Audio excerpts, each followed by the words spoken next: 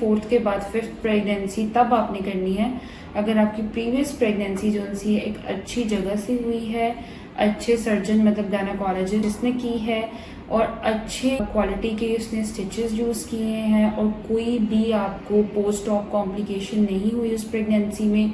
आपकी यूट्रस की कंडीशन बिल्कुल ठीक थी, तो फिर आप नेक्स्ट अपना सेक्शन या अपनी नेक्स्ट प्रेगनेंसी उस हिसाब से प्लान कर सकते हैं।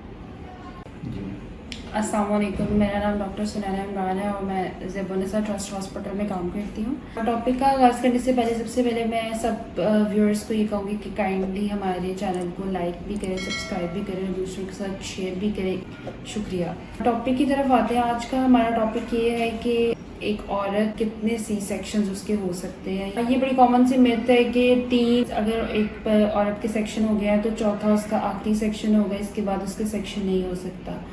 तो ये बहुत ज़्यादा गलत कॉन्सेप्ट है कि आपके सिर्फ 4 सेक्शंस हो सकते हैं। एक्चुअली ऐसा नहीं है। वो उन जगहों पर है जहाँ पर औरतें अपने सिटीज़ में लोकल हॉस्पिटल्स में किसी जनरल सर्जन से सर्जरीज करा लेती हैं सेक्शंस, और उन जनरल सर्जन्स को कभी कभार अंदाज़ा नहीं होता कि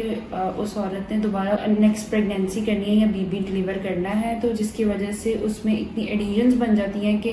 फोर्थ के बाद नेक्स्ट प्रेगनेंसी इम्पॉसिबल या बहुत ज़्यादा विद कॉम्प्लिकेशंस हो जाती है। तो इस वजह से कहा जाता है कि फोर्थ के बाद फिफ्थ प्रेगनेंसी तब आपने करनी है अगर आपकी प्रीवियस प्रेगनेंसी जो सी है एक अच्छी जगह से हुई है, अच्छे सर्जन मतलब गायनेकोलॉजिस्ट जिसने की है और अच्छे क्वालिटी के उसने स्टिचेस यूज़ किए हैं और कोई भी आपको पोस्ट ऑप कॉम्प्लिकेशन नहीं हुई उस प्रेगनेंसी में,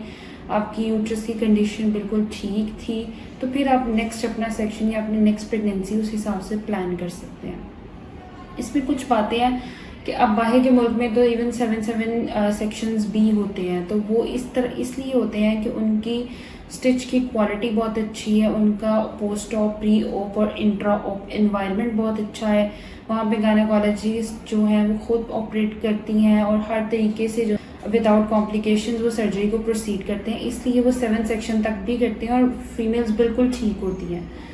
तो ये इस सवाल का जवाब कि एक औरत कितने सेक्शन नॉर्मली करा सकती है, तो ये डिपेंड करता है कि उसकी प्रीवियस प्रेगनेंसी में कंडीशन कैसी थी, इसलिए ये वेरी करता है फ्रॉम वुमेन टू वुमेन कि किसके कितने सेक्शंस पॉसिबल है। तो इसमें आपने जो चीज़ें याद रखनी है जब आपका सेक्शन होता है, तो आपने जो चीज़ें याद रखनी होती हैं कि आपके पिछले सेक्शन में ज़्यादा देर तक आपको पेशाब की नाली तो नहीं लगी रही। अमूमन हम 24 से 48 घंटों के अंदर अंदर निकाल देते हैं, लेकिन अगर आपको 2, 3, 4 दिन तक नाली लगी रही है, इसका आपने ध्यान रखना है, ये याद रखना है। इसके अलावा आपको ऑपरेशन के दौरान आपकी पखाने वाली नाली या पेशाब वाली नाली में कोई कट वगैरह तो नहीं आ गया।